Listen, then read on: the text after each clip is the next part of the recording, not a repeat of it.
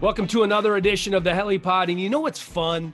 It's fun when you get to catch up with one of your old buddies from all the way on the other side of the country. Brian Westbrook, one of the great Eagles running backs of all time, one of the great Eagles players of all time, kind enough to join us on this Tuesday. B. West, what's up, man? Hey, man, it's Tuesday. It's free agency. Really, the most exciting time in the NFL for me is free agency. Obviously, we have the Super Bowl, but free agency, the draft time, seeing guys move around is pretty cool. You know, when I think about it, we had all season long. We saw the great parts of teams. We saw, hey, you know, they have great receivers. They have a great offensive line. We also saw some of the holes. And now we get to see the teams that are aggressive and are ready to fill those holes. And so it's pretty exciting for me.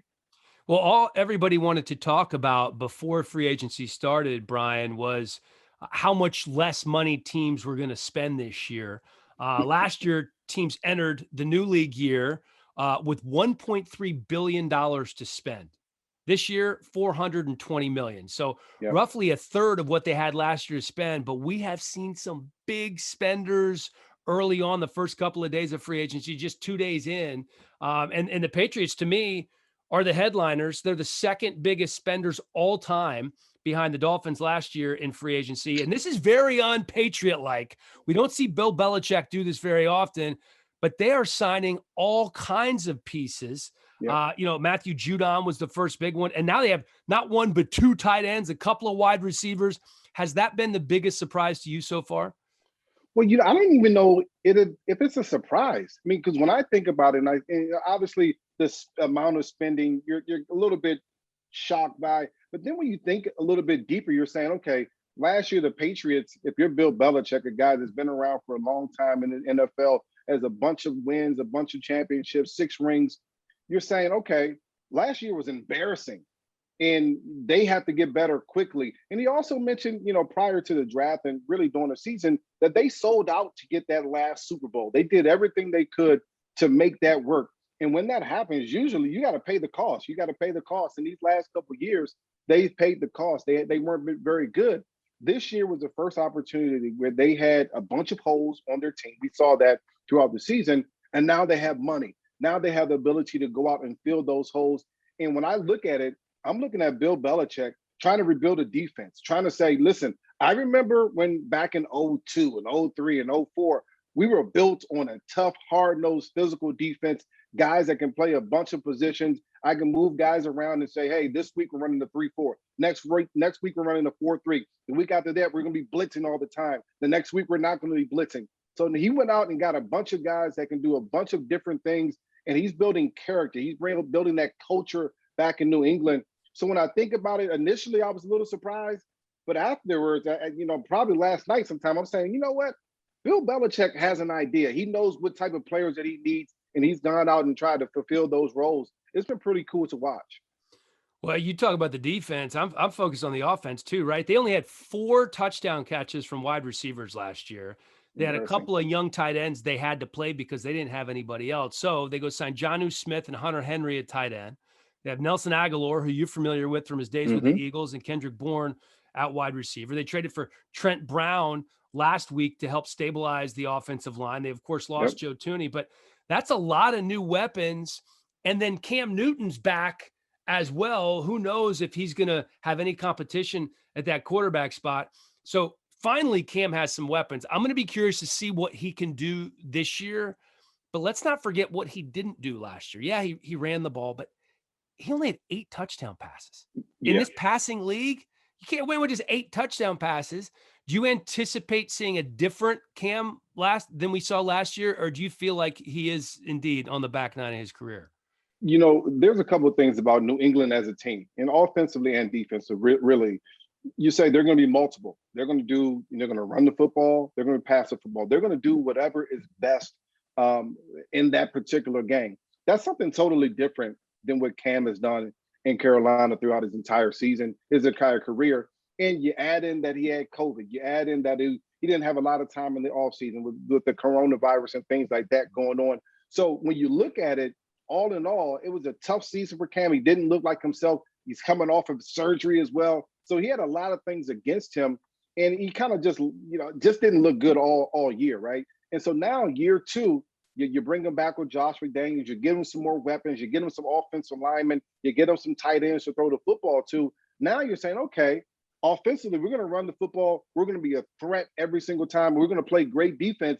And now I don't have to score 30 points. Now we're not asking Cam to go out there and just throw the football around the yard all game long. And I think this year you'll get a totally different Cam Newton than you got last year. The question is going to remain, how healthy can he still be? And can he be accurate passing and efficient throwing the football? We didn't see that last year. I mean, he has a whole offseason to try to fix it. When we talk about some of the best athletes in our league, and I certainly put Cam in that category, they have the ability to get better from year to year. We know that he's going to put in the work.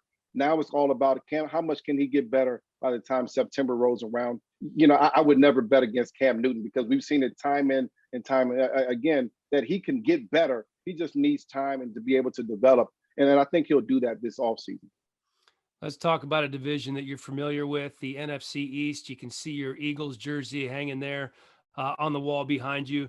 Ryan Fitzpatrick. He is Fitzmagic and Fitztragic, seemingly week to week. You don't know who you're going to get, but it's going to be exciting.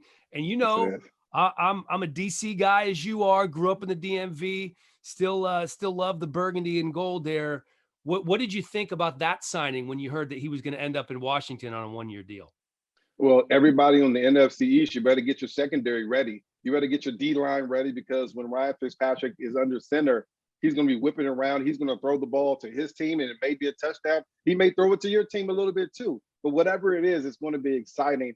I think it's a pretty good signing for Ron Rivera. It's going to give Taylor Heineke someone to push him a little bit. And listen, Taylor Heineke only played, one game in that playoff, and I thought he played pretty well for a guy that hadn't really played all season long. And so, I think he's going to give them another option.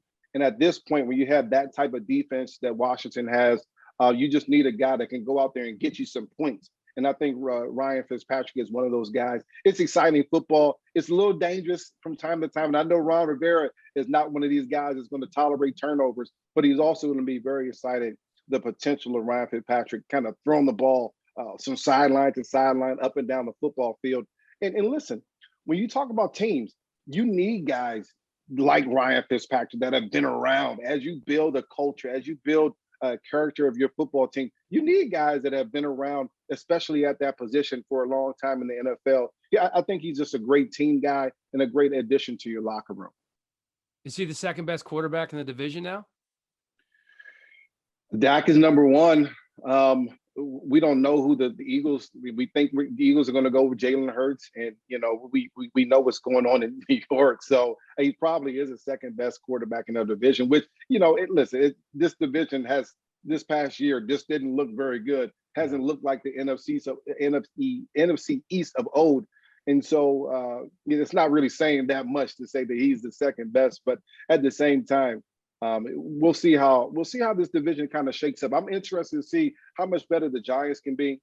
I'm interested to see if the Cowboys can finally put it together instead of being these paper champs that they've been over the last 4 or 5 years, where they've looked great on paper, and then you get into the games, you're like, who is this team? Because this is not the team that I thought I saw on their roster. But it'll be interesting to see how this thing kind of shakes out. What about your guys, man? Is that the right move, not to bring in any competition for Jalen and just kind of hand them the job if that's indeed what they plan on doing?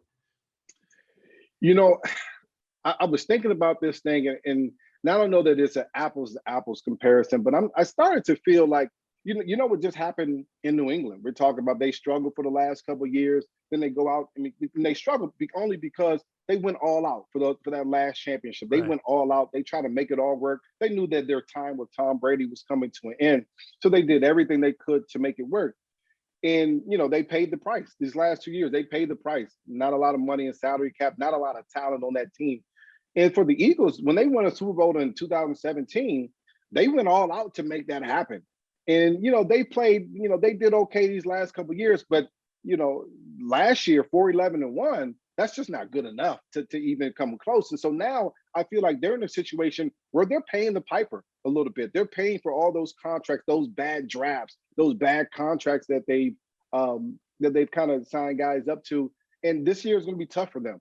And Jalen Hurts, you put a bunch of talent around him, but you're saying, okay, guys have to perform. Jalen Reagor, the #1 pick last year, the first round pick last year, he has to perform to a different level than he performed last year. He just was okay last year. And in this league, if you want to be good, you have to have your draft picks perform. Unfortunately for the Eagles, they haven't had any of their draft picks perform very much over the last couple of years. And when you talk about, do you want to bring in competition?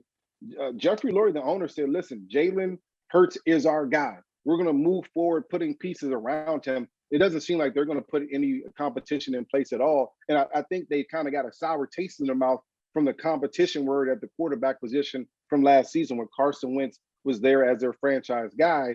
And then he was upset because of the drafting of Jalen Hurts in the second round. Do you think that's the right move, though? And I totally understand where Jeffrey Lurie is coming from, having soured on that competition, because listen, Carson Wentz did not respond well. It didn't go well. But now you're already saying, okay, we have our quarterback. We're probably not going to draft a quarterback in the first round if there's not going to be competition. I feel like that's tipping your hand a little bit. Well, I think for Jeffrey Lurie to come out and say that we're going to move forward with Jalen Hurts, you certainly tipped your hand to all the other teams that have potentially traded up to try to get in that #6 spot. So there's no doubt about it. The other side to that coin is you're trying to tell your young quarterback, we have confidence and faith in you. And now you have to go work your butt off this offseason with the guys that you have on the roster to get better. So, I mean, they're, 6 in one hand, a half a dozen in the other. I probably would have preferred to keep my cards close to the vest and not say anything and really talk to Jalen Hurts behind closed doors. But, owners kind of do their own thing. You talk about bringing in a veteran. When I think about it, I say, okay, let's say Jalen Hurts is just not the guy. Let's say he goes out and has a terrible season. You were 4-11-1 this year. You don't have a bunch of salary cap room. Your team has a bunch of aging veterans. You don't have a bunch of good guys. If Jalen Hurts goes out and fails this year, then you'll be drafting at the top of the draft again next year. You're going to have another bite at this quarterback apple next year. So that would probably be the reason why I wouldn't bring in a veteran. And here's the other part. If you're bringing a vet, and let's say it's a guy, let's say it was Ryan Fitzpatrick before Washington picked him up, you're pushed to try to put that guy in. If your second-year quarterback, Jalen Hurts, starts to struggle, you want to start getting some wins underneath your belt. If you're the first-year coach, Nick Sirianni, you're saying, okay, you know what? We're going to go with, Ryan Fitzpatrick because our second-year quarterback's not playing very well. You're pushing to get that guy in the game, and I don't know that helps your team in the long run. I think it's an interesting move. We'll see how it turns out. I think it was the best move that Jeffrey Lurie could make. Yeah, I'll be curious to see if they do bring in a veteran. Jacoby Brissett has been a guy, obviously, that Sirianni is very familiar with. That could end up there in Philadelphia. And Brissett can certainly help teach Hurts the offense. I know they brought in a good friend of Jalen Hurts to be the quarterback coach. And so they're trying to develop this kid to be a guy that can run an offense. And they're going to build an offense around him. I know Nick Sirianni said, listen, we're not tied to anything. We had a different offense when we had Andrew Luck, had a different offense when we had Brissett, had a different offense when we had Phillip Rivers. A lot of similar concepts, but a different way of running it. And we're going to go out there and put the best offense in play for Jalen Hurts. And hopefully they can find something that can make him successful there in Philadelphia. All right, let's get into B. West's career, man. This is a kid who grew up in Maryland, just like I did, not too far. I was in Montgomery County. You were in PG County. Did you grow up rooting for the Redskins at the time and the Wizards and the Caps in Maryland and Georgetown? Were you a DMV guy through and through, or were your allegiances elsewhere? No, I was a DMV guy through and through. Washington was my team. I remember the Hogs back in the day, and the wide receivers, Art Monk and Gary. So, I mean, they had so many good players, Doug Williams and all those guys, B. Mitch back in the day. So I certainly was a DMV guy. And you remember the Washington Bullets at the Cap Center over there in Landover? We used to go to see the games with my parents when I was much, much younger. Back then was the Orioles, and we would go see and support them as well. So yeah, I was a DMV guy through and through. Just wanted our local teams to do well. I remember the Super Bowl the Redskins won back in the day. So I remember watching, and we used to go over to my uncle's house all the time, and he was a big time Washington football team supporter. So we were always there just watching games on Sunday and watching how they played the games. It was old school, John Riggins, 4 yards in a cloud of dust, I'm gonna punch you in the mouth type of football. It was enjoyable to watch. The game has changed. Times have changed in DC as a whole, but it was an exciting time, especially growing up in that area. And you talk about passionate fans, and I know Philadelphia has passionate fans, but back in the day, the old Washington Redskins fans were a passionate bunch, people that supported their football team, and at the time, the team was doing well also. Yeah, I remember going to my first game at RFK Stadium, and the first game I went to was a preseason game. Babe Laufenberg was playing quarterback for Washington and led them to a come from behind win in a preseason game. And nobody remembers that unless you're there and unless you're like me and you were, 10, 11 years old, whatever it was. But RFK used to rock. You could physically feel that stadium shake. Were you ever able to go to a game at RFK, or was it until they moved to Landover? I went to a couple at RFK, and this when I was really, really young. So I probably didn't get to a game that I can remember until they moved to Landover at that point. Yeah. So you come from a super athletic family. Obviously your brother played for Washington. I covered him when he was there. But your dad was a minor league baseball player. Is that right? Yeah. So my dad, he got drafted out of high school. He's from Massachusetts. He was like, I want to go to college. His brother was in college, so he went to Union College up in New York, Schenectady, New York. And, he played baseball. He was drafted again after he got out of college. He played baseball and football there, is in the Hall of Fame up there at that little small school up there. And, after he was done, he didn't have the focus. He wasn't as focused on, getting to the major leagues the way that I was kind of focused on football, and which was a great learning lesson. This was a great learning lesson for me. And he just kind of gave up baseball at that point. Really, really good athlete. My uncle played at Holy Cross, played basketball there. But yeah, athletic family, just grew up playing sports. Back in the day, before video games, we were outside playing baseball, football, basketball. That's all we wanted to do, outside in the street, outside in the yard, just throwing. I don't know if you remember this game. It's called throwback tackle. So you throw the ball back over your head, and whoever catches it, you're trying to score. So you're trying to run over 5 or 6 people just to score, which is what we used to do every single day. And of course, we would be at the basketball court every single day as well. As I remember my childhood, those were the good days. Those are the good days. You come home when the lights come on, you take a shower, and you're exhausted from playing sports all day long. I wish my kids here, we live in Brooklyn, I wish my kids here had that same experience. Yeah, no, I'm the same way. We used to go out in the street and just run routes in the street and catch it right before, toe tap before you'd hit the curb. And the game we always played, B West, was 500, where you would throw the ball up and there'd be like 3 or 4 of you. And it was like a Hail Mary every play, right? And you call out a number, and first one of 500 wins. That was what I remember. And then of course, I mean, just tackle football in the backyard. I mean, that's it. That's how you got better. I mean, I can't, my kids are playing video games and on iPads and TikTok and Snapchat. And that's right. That's right. Nonstop, man. You can't get them outside. The world has changed, man. The world has changed. And I talked to my kid. I got 3 kids, 7, 4, and 2. And at their age, they're so much smarter than I was probably in high school. They have so much knowledge, a way of with these computers and these iPads that I still, to this day, still don't have. But that experience of being outside and enjoying life in that way, my kids certainly don't have at this point.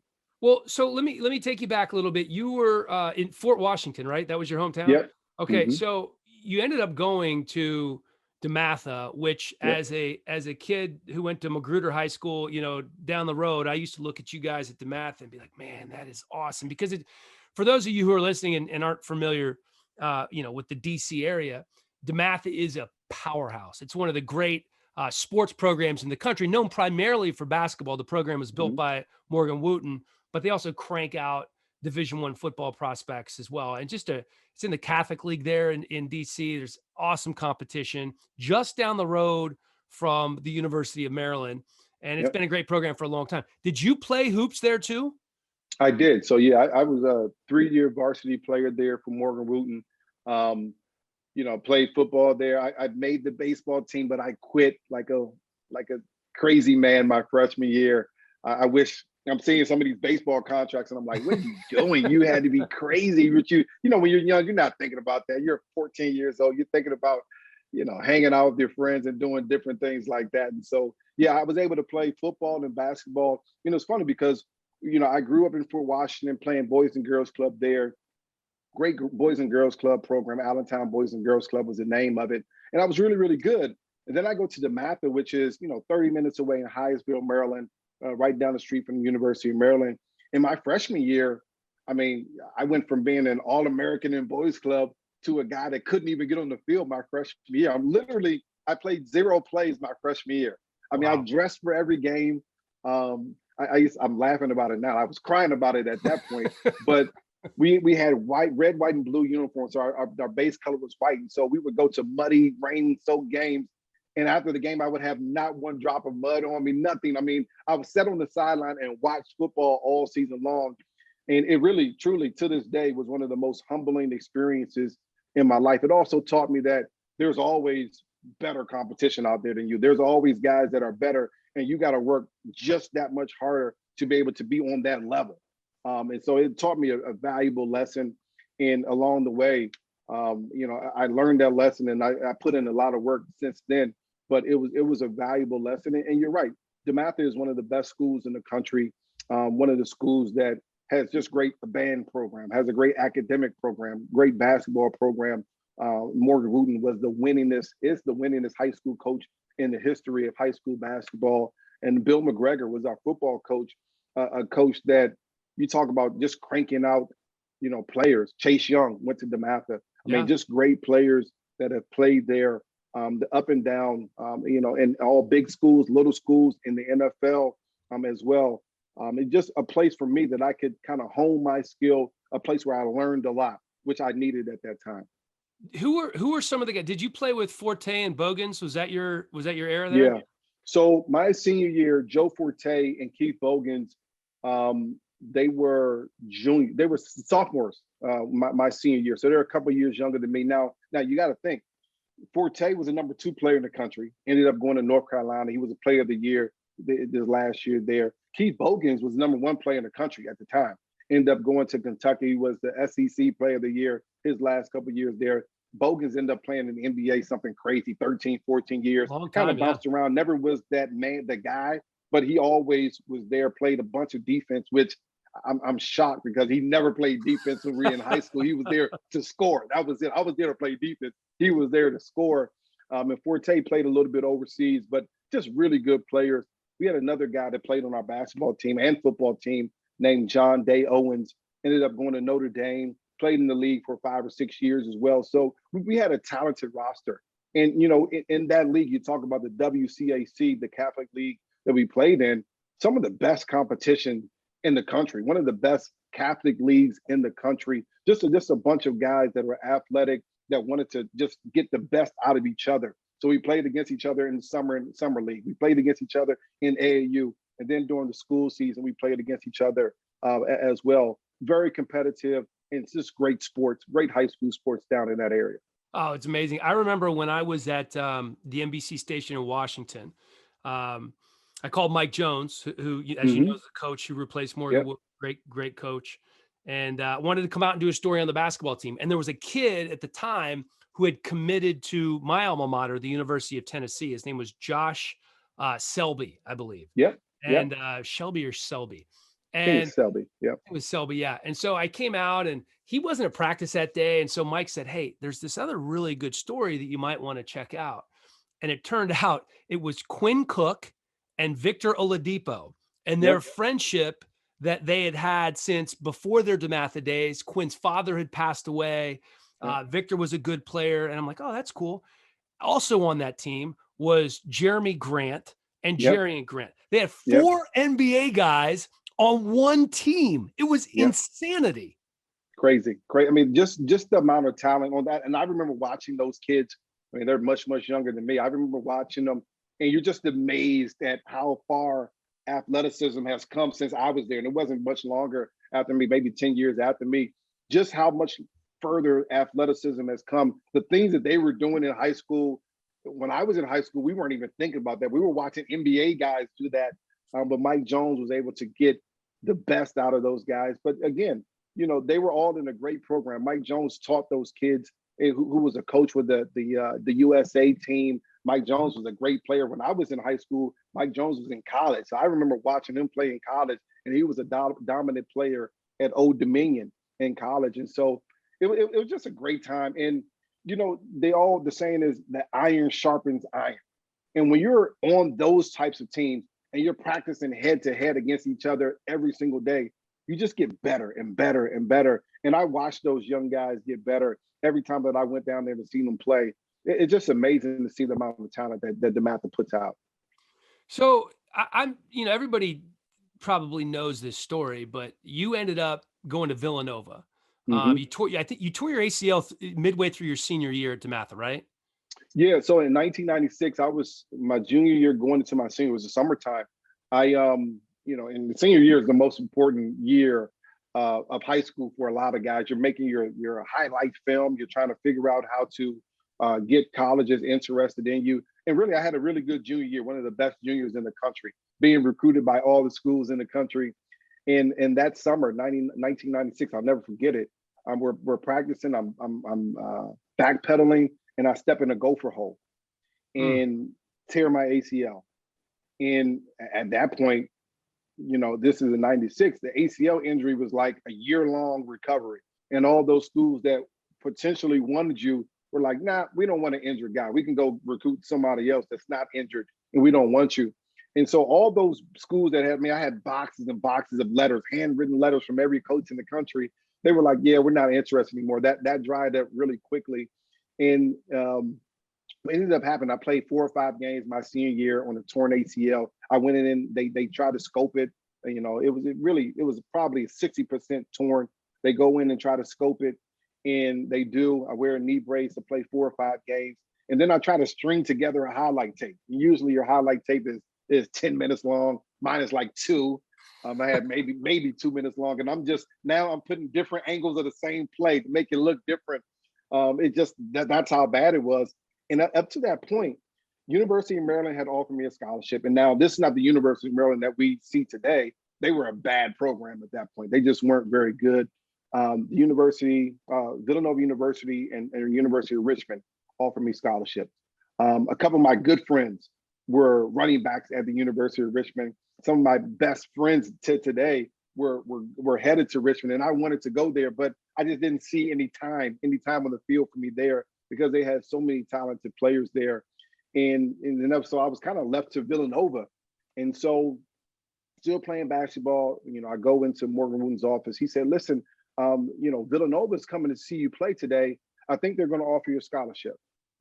And I'm like, again, I'm from the DC area. So I witnessed Villanova versus Georgetown back in the heyday, Patrick Ewing and those guys, Ed Pinckney and those guys, right? And so I'm like, oh my gosh, I'm going to go play Big East basketball. I'm going to be a starting point guard on the Big East basketball team. And all my friends in DMV are going to love me. And so as I'm telling him this, I'm excited about it. He's always giving me this look like, what the hell is he talking about? And I'm like, Coach, what's up? He's like, no. They're not going to give you a basketball scholarship. You're okay in basketball. You're not that good in basketball. They want to offer you a football scholarship. And my first question was like, I didn't even know that Villanova had a football program. Like, when did they get a football program? I didn't even know that they had one. And, it was one of those things where I got an opportunity. It wasn't about going to the NFL. It was just about getting a quality education, really. And, just being able to play in college, getting someone to pay for my school.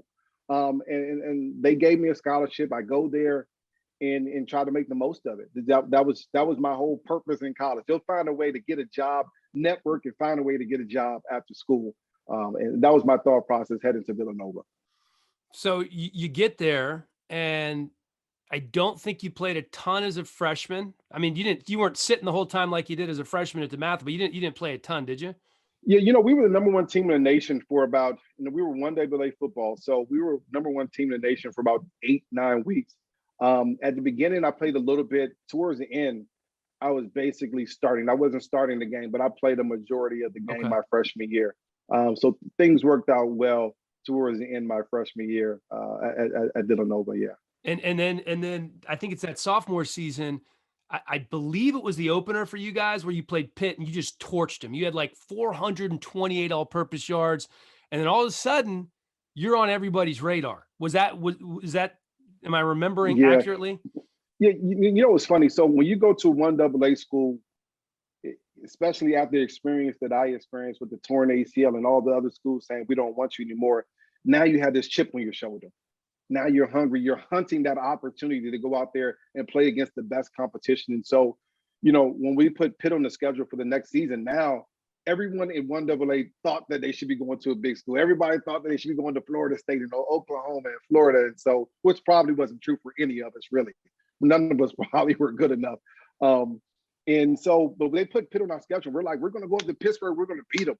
And it just so happened that day, coach put the ball in my hands a bunch of times, kickoff returns, punt returns, running the ball, catching the ball out of the backfield. And it was just one of those days where it's hard to think that that's going to happen against that type of competition. He had 400 and, almost 450 yards all purpose, something crazy like that, 4 touchdowns. And now as a player, you start to think, well, maybe I got a chance at this. Maybe I have a chance. If I can play that well against that competition, maybe I have a chance to play in the NFL. But who knows? Well, we got to see what happens the rest of the season. And really, that was a catalyst for me for that season, just to go out there and let the chips fall where they may. Just go out there and ball out, let the chips fall where they may. And, that year I was an All-American. Things went really, really well for me. I put up a bunch of yards. And the great thing about going to Villanova was that they found a way to put me in different positions that if I would have went to a bigger school, I probably would have played cornerback. I wouldn't have been a running back. Even if I was a running back, they wouldn't have put me in the slot to catch the football. They wouldn't have allowed me to run back kicks and return punts. But Villanova, because it was a smaller school, put me in a situation where I could be successful in a lot of different things. And I was able to really craft my game to what I became in the NFL. Time for a quick break to tell you about a couple of our sponsors. The first is Greens Plus, a leader since 1989, known for creating the first ever blended green superfood powder and the first company to infuse that green superfood powder into a bar. Greens Plus bars and powders are the best tasting, most effective way to improve your immunity, detox your body, boost your energy, and get that nutritional insurance that your body needs from organic, gluten-free, premium green superfoods. You can get it at Whole Foods, Amazon, or greensplus.com. We're going to give you free shipping and 20% off today if you use the promo code HELLY. That's greensplus.com. Also wanted to tell you about Vaco. That's VACO. At Vaco, they invest in your career, so you are here for the duration of theirs. Vaco is a premier talent and solutions firm that provides boutique-level service with global reach in the areas of consulting, consultative project resources, executive search, permanent placement, and strategic staffing. Areas of expertise include C-suite search, accounting, finance, technology, healthcare IT, operations, administration, and international managed services.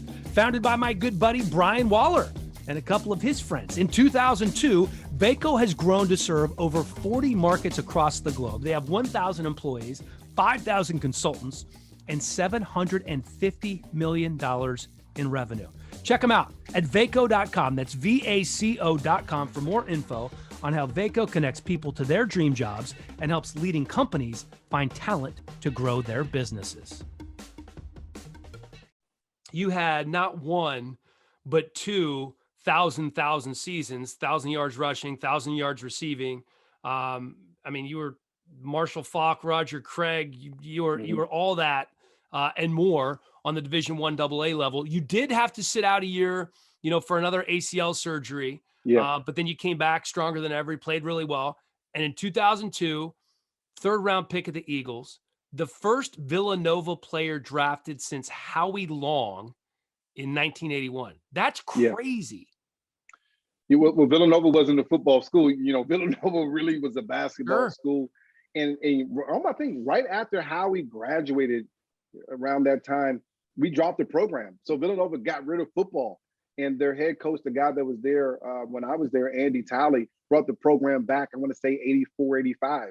And he had been there for, he stayed there for 25, 30 years. And so, it was a program that we weren't putting out professionals. We were putting out guys that went to Wall Street. We were putting out guys that go work for IBM and the big five accounting firms, things like that.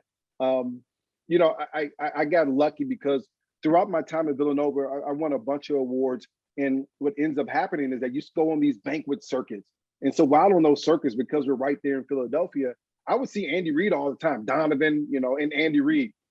And ironically enough, Andy's sons, his kids, they would come watch me play on Saturdays. They're a little bit younger than me. They're middle school, high school age. They would come watch me play on Saturdays, and they would go home and tell their dad, "Hey, Dad, we saw this kid at Villanova. He's a really good player. You should check him out." And so at one of these banquets after my senior year, I'm there and I'm kind of just talking to Andy, picking his brain. And he goes up on the stage and is like, "Listen, you see that guy right there talking about me?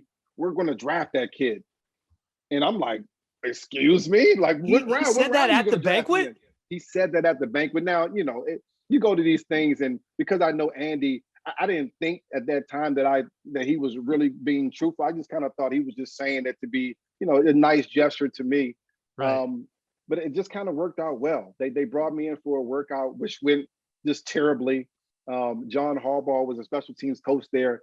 And this day that they brought me in, it must have been 60-mile-per-hour winds. It's raining. They're like, "Yeah, go out there and catch punts." I'm like, it's nobody. I don't care who you are. No one can catch punts out here today.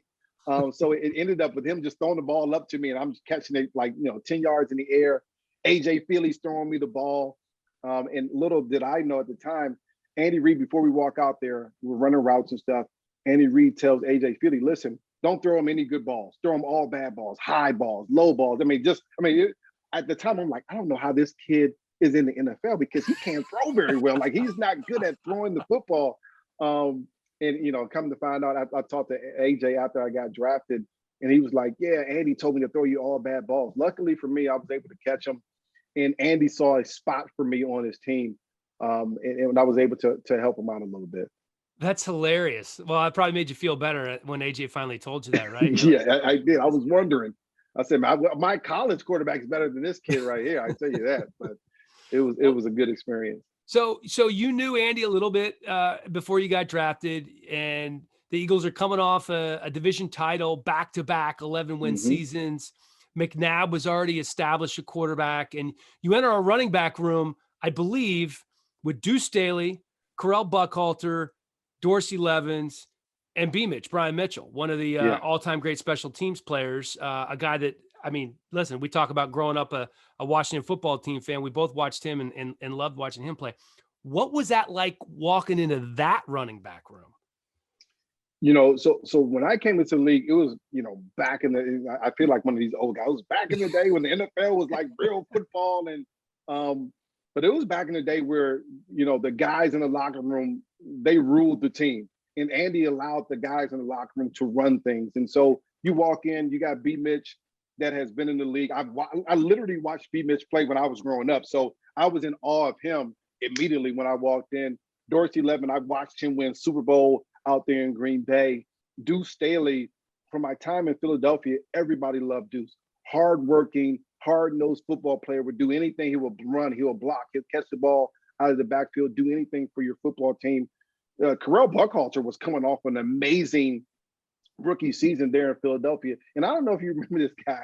You remember He Hate Me? You remember that? Oh, yeah, from the XFL. He was in the running back room as well. And so now you go in and you start to wonder, how the heck am I going to get any playing time here? I mean, they got, a Hall of Famer in B-Mitch, a local legend in Deuce, and a Super Bowl winner in Dorsey Levens. Oh, and the rookie that played well last year, Correll Buckhalter. How am I going to end up getting any time here? And, when I walk into that room, I'm a little bit intimidated, but I was one of these guys where I'm like, listen, I'm not going to say anything. I'm just going to listen. I'm going to ask questions. I'm going to try to gain some knowledge. And hopefully if I get an opportunity, I'm just going to be prepared and I'm going to go out there and play my best. That was my only thing. Just don't go out there and embarrass yourself and mess anything up. That was literally my only thing I wanted to do. And I talk to B Mitch all the time, one of my best friends, big brother to me. And he said, "You asked me so many damn questions your rookie year." And he said, "I couldn't get away from you because you kept asking me questions over and over and over because I was trying to understand, but why did you do this? Why did you do that? What was your thinking? What are the things that you were thinking when you were doing this, that, and the other?" And I just stuck to him like glue. That's why we're so close now, because I was on his hip all the time, just wanted to know. I wanted to figure out the NFL. And it was because of veterans like himself and Ike Reese, guys that took me underneath their wing, Dawkins and McNabb and Trey Thomas and all those guys that said, listen, follow me. I'll show you the right way to do things. It was because of those guys that when special teams practice came around, I played my belt off. I knew I wasn't going to play offense. I knew that because of that room that I was in. But I had a chance to contribute on special teams. I was fast. I was young. I was willing to run through a doggone wall at the time to be able to play. And so some of those guys just took me underneath their wing and said, listen, do this, do that. And if you do those things, I know John Harbaugh will give you an opportunity to play. And he did that. I blocked for B. Mitch. I covered punts. I ran down on kickoff. I blocked on kickoff. I did all the dirty work that you expect rookies to be able to do. And I did that with pride. That was my job. I was excited about just being on the field. And you know, my rookie year, it went great to me. I didn't play very much on offense. I think actually that first game of the year, I ended up leading the team in rushing yards. And after that, I probably didn't see the ball for the rest of the season. But I mean, on special teams wise, I played well. And I was excited just to be in the NFL. I'm just a little kid from Fort Washington, Maryland, and played at Villanova. And I'm in the NFL. Someone saw enough in me to give me a chance. And I was excited about it. And my rookie year, I was just excited to play special teams. Was there a welcome to the NFL moment that you remember the most, whether it's training camp or in a game? I'm trying to. It was so in training camp. Usually, the first team doesn't go. The first offense doesn't go against the first defense. Usually, they let the first defense beat up on the second offense. So because I was on the second offense at the time, they let the good players play with the first offense, and then me, I played with the second offense. I took all the reps, so I'm dead tired. We run a play, and I think somebody else had the ball, and so we're just kind of running down the sideline. I'm thinking the play is pretty much over, and we're not even tackling to the ground at this point. And I see Dawkins coming, and I kind of see him out of the corner of my eye. And I'm like, okay, I'm gonna just give him a shoulder. You know, again, we're just at practice. We're not tackling. I'm gonna give him a little shoulder, and he hit me so hard, like I flew into the doggone stands. And I'm like, what just hit me? Like you feel like a freight train just hit you. It was 2 hits in my NFL career. That one, and then my last game in San Francisco, the Cardinals had a safety who felt like a linebacker named Adrian Wilson. You remember him a little bit? I do. Yep. I'm talking about, he was just like Dawkins, about 6'2", a little bit taller, all muscles, 220. In my last game, I caught like a little dump off pass, and I turned around and he clotheslined me, and I flipped, boom. And I'm laying on the ground like, oh my God, I'm glad. I am so glad this is my last game in the NFL because I can't take these types of hits anymore. But you know, that hit from Dawkins was my welcome to the NFL type of hit. All I remember seeing is that visor coming towards me and just flying.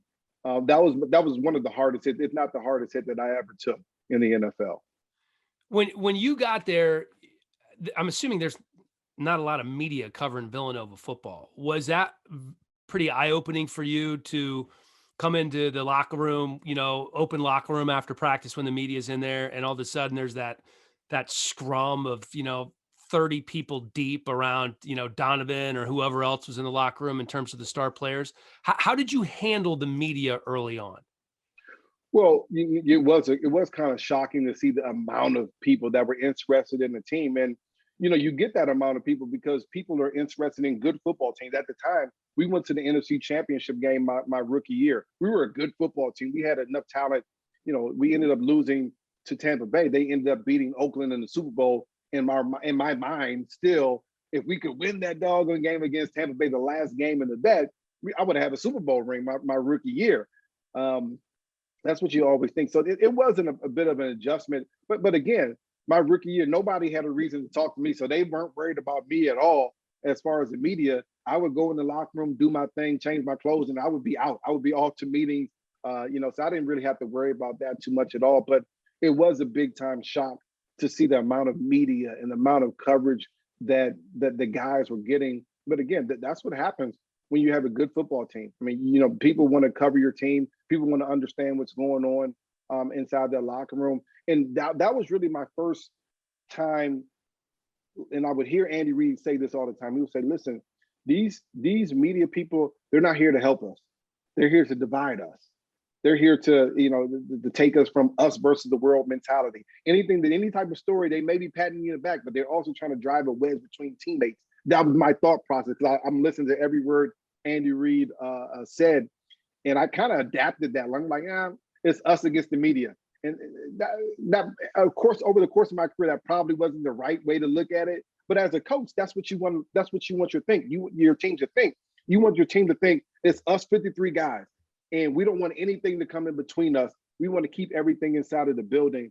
And I learned that early on in my career with some of the things that went on my rookie year, and I kind of kept that attitude throughout my career. It probably didn't put me in the right place at all times, I would say, especially with the media. Well, you guys get to the Super Bowl in your third season.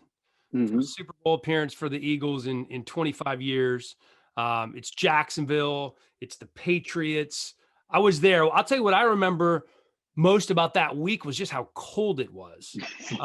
What do you remember most about that week leading up to the Super Bowl? Well, so there's a 2-week period. So, I mean, we practiced hard that week that we stayed in Philadelphia. We practiced hard that first week. And it was almost, you're going hard all season long. And then that week in between, you're like, you can just kind of breathe a little bit so that you ramp it up that following week when you get to Jacksonville. And similar to you, we're saying, hey, man, it's freezing cold in Philadelphia. In fact, the NFC Championship game we played against Atlanta, there was a blizzard the day before. So it was, 20 degrees outside during that game. We're saying, hey, man, we're going to Florida. And in our mind, and not being a geography major, I'm thinking we're going to Miami. Right. not South Georgia. I think we're going to Miami. And so we get down there and I got T-shirts and shorts and I'm like, what is this? It was freezing cold. Just like you said, that's the one thing that I remember about Jacksonville. It was freezing cold. I don't remember anything else about that week. I remember halftime. I remember before the game and after the game. That's it. And I remember how cold it was. And the other thing, I'm kind of recalling things, you're there in the hotel, and because you're a player, you're so used to your routine. So Monday, normally at home, you do this. You go to this spot, you have dinner, you enjoy yourself, have a glass of wine. Tuesday, same type of thing. Same type of thing. Wednesday, you go to work. Then you come home from work, you get your body ready, you have your massage. And one of the things about Super Bowl is that, you're in a foreign town. You are in a place where you have no friends, really. Your family's kind of there, but none of those things that you routinely do, work out and go to eat, you can't do those things because it's all foreign to you. And so you're in the hotel a lot of time just bored. You're sitting around in the hotel. You have to do media. You have to go to training room. So it was a different experience, which really it speaks more to the more time that you have a bite at the apple to play in the Super Bowl, the more used to and comfortable you are in that atmosphere. But yeah, it was just a weird experience. Didn't have my best day in the Super Bowl. We played the defending champs, the Patriots, really good football team. We had 3 turnovers. It might have been 4, and we ended up losing by 3 points. So we really killed ourselves. We kicked ourselves in the butt that game. A Super Bowl that we certainly had an opportunity to win.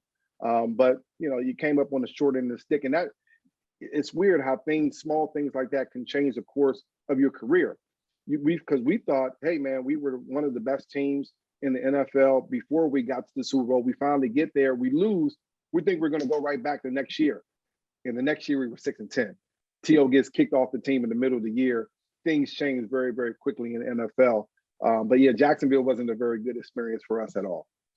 Can you get to the bottom of the Donovan McNabb TO controversy in the huddle? What really happened?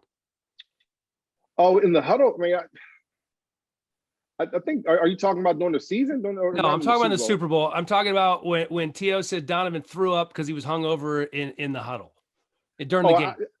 I don't believe that. I mean, I don't have anything to makes me think that Donovan was hungover at all. I think Donovan was probably coughing, running around. Again, you got to remember the Super Bowl is the most important game in your season. I think Donovan might have been coughing, might have, spit some like phlegm out, but he wasn't throwing up in the huddle at all. I don't know where all that came from, but I think those guys don't seem to see eye to eye anymore. Even after 15 years, they still don't see eye to eye. It's one of those types of things. But I know on the play that in that whole time, I kind of remember Donovan might be spitting like regular spit out. But I also remember on that same drive that he comes down and throws a dart to Greg Lewis for a touchdown. So you can say what you want, drunk or whatever, which I absolutely don't agree with, or spitting up, in which again I don't agree with that either. But I know that he went down and threw a touchdown, which is the most important thing for a quarterback to be able to do. So I don't kind of feed into any of that nonsense at all. Was the year after the Super Bowl the year that you held out? Yep, I held out. I held out going into camp. I got into camp late. And by that time, T.O. was already in his "I'm ready for war" mentality. He was wearing fatigues every day. He was wearing headphones every day to practice. And T.O. is a good friend. He still is a good friend of mine. I love T.O., man. He was one of those guys that I credit for taking my game to the next level, because, he comes to our team and I'm seeing a Hall of Famer, and I get to watch that guy practice every day. And you can say whatever you want, anything you want about T.O., but when you talk about his ability on the football field, there's nobody like him. And when you talk about machines, he was a machine. Healthy or unhealthy, he's out there at practice. His body looks like muscles with skin wrapped around it. And he's taking his game. You can see a guy getting better every single day, a guy working on his craft every single day, so that on Sundays, he can go out there and have 15 catches and 150 yards. I literally watch him do that every single day at practice. And so he was one of those guys that when he came to our team, I'm like, oh, I got to take my game to the next level. I need to take my practice habits, which I thought were good at the time, to the next level. But to be on his level, I got to take it up 2 or 3 notches, because he was just that good. Really good teammate. It was one of the things that, when I look back in my career, that probably most disappointing, that we weren't able to figure that out. That we had a great quarterback, we had a great receiver, we had a great defense, we had a playmaker in the backfield of myself, and we couldn't figure out how to make all those things work together for a Super Bowl. One of the biggest just negatives in my career when I think about it. Because that was Philadelphia's version of the triplets. That was Emmitt Smith and Michael Irvin and Troy Aikman, and you guys had it. And being a Washington football team fan, I remember when T.O. went there, I'm like, oh man, I mean, this is not going to be good for the burgundy and gold. And for a while, it was pretty electric. It was incredible to watch the three of you guys operate together. Was that summer that you held out the same summer when he was doing push-ups or sit-ups in the driveway?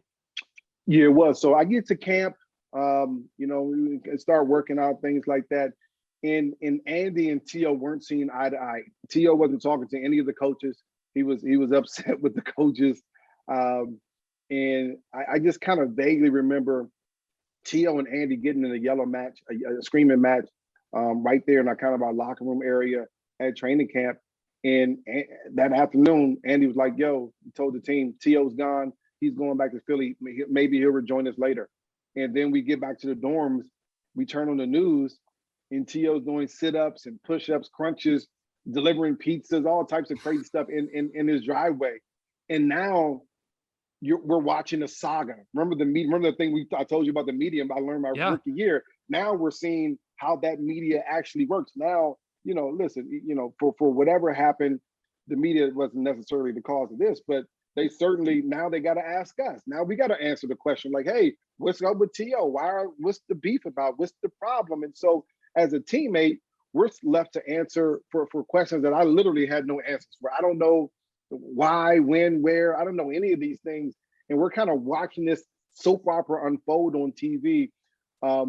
It was entertaining, but it was also, we're watching our team and our football team that just played in the Super Bowl now whittled down to a 6-10 football team with every sit-up, that T.O. did in that driveway. That had to be the best. I mean, I know you got the furthest with that team to the Super Bowl. Mm-hmm. But you guys played, what was it? Was it 6 NFC Championship games? I mean, I know a couple of them were before you got there. 5.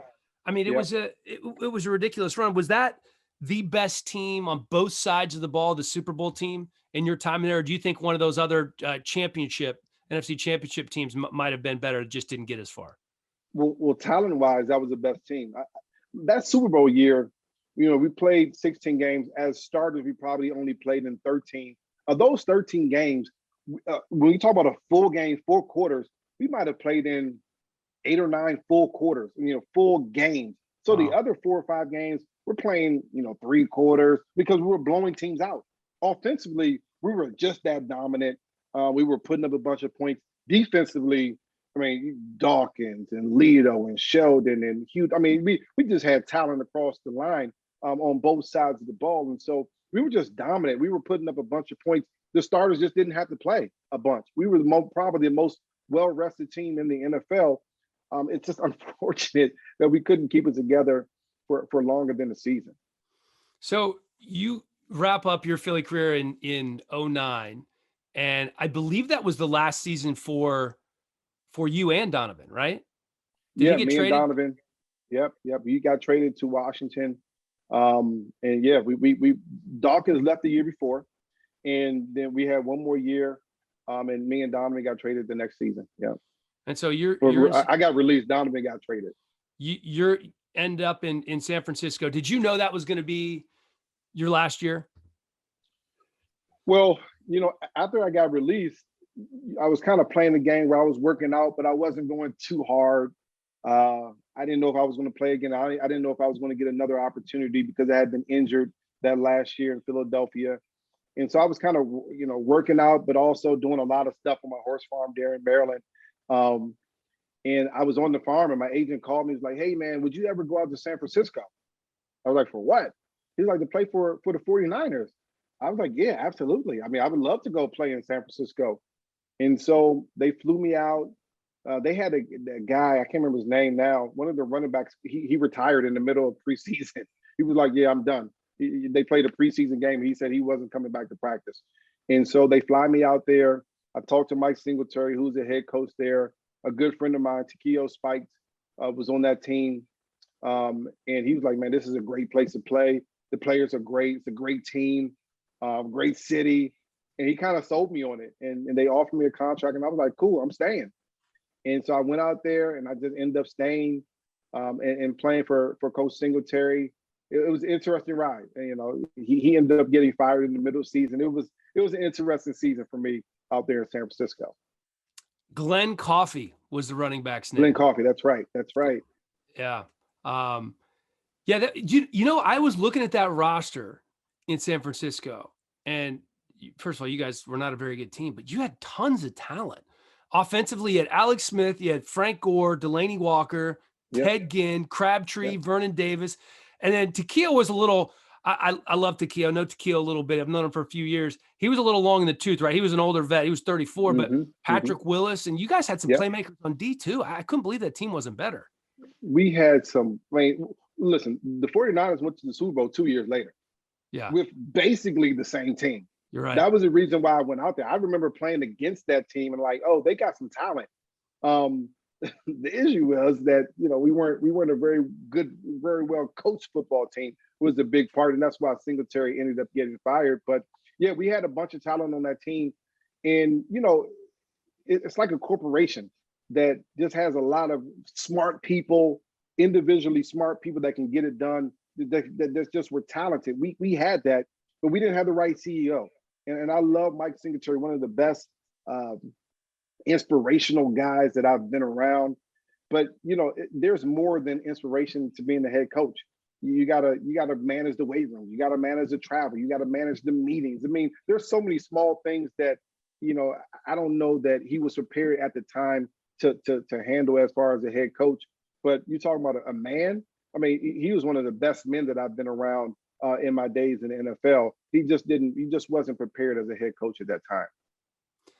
How prepared were you for retirement? I've talked to so many guys over the years, have become friends with so many guys over the years, and everybody has their own experience with retiring in your early 30s. It's unique to professional athletes. So nobody else, in the world, for the most part, unless they, hit the lottery or something, isn't is retiring from one career and maybe looking for something else to do in their early 30s.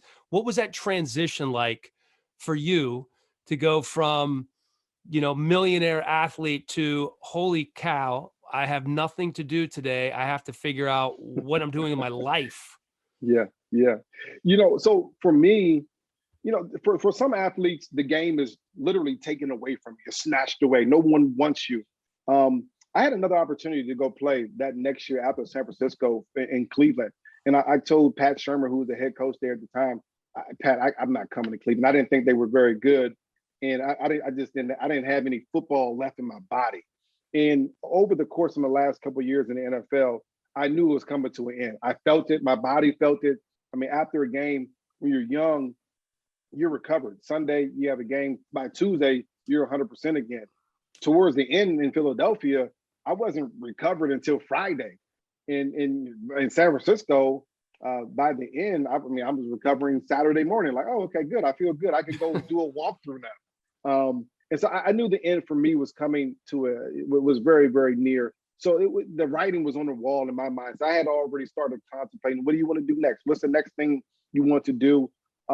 Even though I didn't have a game plan at the end there, I knew that I can always go back and be on my horse farm and just ride my horses all day if I wanted to do that. And so that was my game plan. Go ride your horses, go enjoy it, and try to figure out things from there.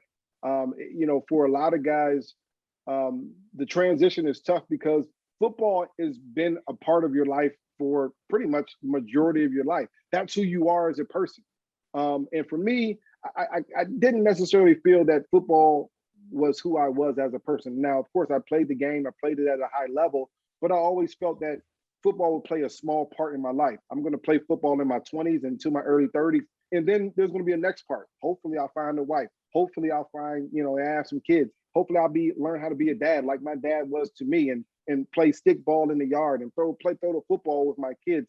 That was kind of my next journey. That's the next thing that I was looking forward to in my life. So I wasn't kind of stuck on the, oh, what are you going to do? Football is there, now it's taken away type of thing.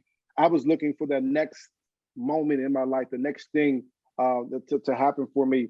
And so really, I went back to Maryland after I retired, and I just began riding horses. I was at the horse farm working every day, putting up fences, cleaning up manure, dumping stuff, doing all types of things around the farm, enjoying that with my family. My dad was there with me every day. So for me, it was a good moment to be with your family, because when you play the game, you miss birthdays, you certainly miss holidays, Thanksgiving, Christmas are out.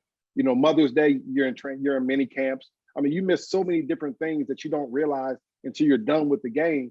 And that first year out, I was like, oh, this is pretty cool. I can celebrate everything. I get to celebrate. I probably had too much family time. I get to celebrate everything with you guys. It was just a good experience for me just to be around my family, who I felt like I was away from for really a lot of my adult life. So do you just go back and forth now between Brooklyn and your horse farm in Maryland? Yeah, so we spend a lot of time. The kids are in school here in Brooklyn, but we try to get down to Maryland, as often as we can.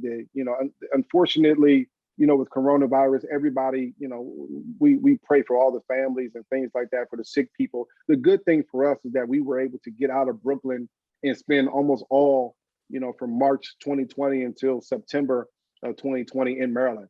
So the kids were able to go to the horse farm and ride and run around and enjoy it there. My wife was able to take horse riding lessons. And I literally watched my kids and my wife fall in love with horses the way that I fell in love with them 15 years ago. So that was really, really cool for me to experience. And fortunately for me at the time, I was able to kind of still do my job. We're kind of doing everything over Zoom like we're doing here. I was still able to go talk about football and stay up on the draft and different things that was going on in the NFL as well. So right now you're doing Fox. What else are you doing? Well, give us a little plug. Yeah. So 2 days a week, I'm on First Things First, which is on Fox Sports 1 with Brandon Marshall, Nick Wright, and Jenna Wolfe. So I'm a contributor there, analyst there. We're talking about football, all different types of things there, and Kevin Wiles as well. I'm also doing, I did a pregame show on 97.5 The Fanatic in Philadelphia. I'm a contributor there as well. I'm on there. I have a show on 97.5 every single week there. So I enjoy talking about football. And throughout the season, I'll go on different networks just talking about the game. So every week, I'm literally talking about football. I also was a co-host on the Adam Lefko podcast on Bleacher Report throughout the season as well. So that's kind of the football stuff. I enjoy the football stuff. My love is just being around the kids all day long. My kids are still young, so my oldest is in second grade. I'm taking her to school every single day. I love that. And my two young kids, they're home with me every day. So it's like it's bargaining, it's trying to make a deal. Let's make a deal with them all day long. Do you want candy today, or do you want to listen to daddy? Which one do you want to do? So it's one of those things every single day for me. And you're a big investor, right? I mean, you're on venture capital calls before this podcast. What is there anything you can talk about? What are some big projects? Well, there are two things. So I got into the venture capital world. It's a space. I was in business school when I was at Villanova. I got my executive business degree at Wharton over there at UPenn while I was in the NFL. And so I've always been business minded. But what happens, you play in the NFL for 9 years, and all those guys you went to college with, they've been working for 10 years. And all the stuff that you learned in college, all that stuff is obsolete. So you really have no knowledge. And so for me, it was important that, I had accountants working for me. I had business managers working for me. And I had no clue what the heck they did. And so it was important for me to go back after I retired to learn everything about all my businesses, all my business ventures. I wanted to learn everything about it. So I spent time with my accountant. I spent time with my money managers. I spent time with the people that I was doing investments with just to learn what they actually did for me instead of just sending them checks. And I wanted to know, what did you do for me? And so I spent a lot of time there. That kind of led me to 76 Capital. And it's a venture capital firm. We invest in sports tech, esports, sports, gambling, as well. But we look for companies that are innovative, companies that are looking towards a future that are involved with sports. That's something that I know very well and love. Just recently, it's going to be announced here in the next couple of days. I'll be announced the chair of the Athlete Venture Group, which is a group that goes out there and tries to provide knowledge to athletes, entertainers, influencers. Because what has happened is we get presented with deals every day. Every day, hey, invest in my business, here's a deal. And a lot of times, because we played football for the last 10 years, or we were in sports or entertainment, we have no way to vet these deals. We don't know what the heck we're talking about. We're not in business. I mean, it takes some of the best business minds to be able to vet some of these deals. And sometimes they get it wrong. 70% of the time, they get it wrong. So this group is involved, so we can teach you the language. I used to sit in these meetings and I'll be like, I have no clue what these guys are talking about because I didn't speak the business language. So we go out and we teach the guys and the girls the language. What's going on? What's a safe note? What's a good investment? What's a bad investment? What's the language that the people are talking? What's going on in the business world right now? Bring me your deals. We'll look at your deals and we'll say, okay, we're not going to tell you to do it or not, but we'll tell you the risk. What are the risks of this deal? What are the good things about this deal? And the other thing we'll do is provide some case studies. And we'll say, hey, here's a deal that came across the desk in 2015. We thought this was a good deal for these 3 reasons. And it was a good deal. It made a bunch of money. Great. We thought this deal was a bad deal. Oh, you know what? We missed on this one. This deal actually made money too. So, I mean, we're giving examples so that we can grow our young entrepreneurs that just haven't had that knowledge, that ability to learn those things in the spaces that they've had, but they got a bunch of money. They need to be able to be helped. And so that's where I'm kind of at there. And I love that space. I love the business space. I love learning. I love finding good businesses to invest in. We're doing that as well, investing in businesses. I've been blessed to become a scout with Lightspeed Venture Partners. And so Lightspeed is probably one of the biggest venture firms in the world. They're out there in California too. And what we do, they gave me $250,000. They said, listen, you go find any companies that you want, startup companies, and you invest in those companies. And so now all the knowledge that I was able to accumulate over the years, now I'm going out and finding these companies, I'm vetting these companies, and I'm saying, okay, I'm going to write you a $50,000 check. I'm going to write you a $100,000 check so that now you can have money to start your business, and hopefully we'll all make money. So I've been lucky to be able to get into that. as well. So, the business side has been really, really good to me throughout the time that I've kind of got into those ventures. But Dan, I do want to tell you about this before we go. The one thing that kind of moves the needle for me is my foundation. And again, I have a love for horses, and the foundation is really set up around that love. I believe that we have to give our children some incentive, the carrot. What's the carrot? What's the thing that they should be chasing? And for our kids, maybe it's the horses. Maybe it's a chance to hang around professional athletes. But I believe that once we get them in, now we can teach them about resume building. Now we can teach them about financial planning and real estate planning. Now I can teach these kids that are heading from high school to college that, you know what, when you sit down for a business lunch, this is not about eating. This is not about feeding your face. This is about giving information and receiving information. And oh, by the way, this is your fork right here. This is your knife right here. This is your bread. This is your water. These are simple things that unfortunately some of our kids don't have the knowledge of. The other thing, and I think this kind of speaks even volumes when the coronavirus hit, we're teaching our kids, you may not want to be an electrician. Let me teach you about electrical work, because maybe one day you might just need to be able to be handy with your kids, your hands. Let me teach you about carpentry. Let me teach you vocational training so that if things just go bad in whatever you're doing, you always have something to fall back on. And guess who wasn't out of business? There was no mechanics out of business during this quarantine. The carpenters were still doing stuff. Electricians were still doing things. And it may be a little bit slower, but they still were working. And so these are the things that we're trying to teach our kids. We're trying to teach them that there is an equation to success. Hard work plus discipline plus sacrifice will equal success in anything that you do, whether it's football, whether it's being a doctor, whether it's being a trash man. All that's the simple equation for success.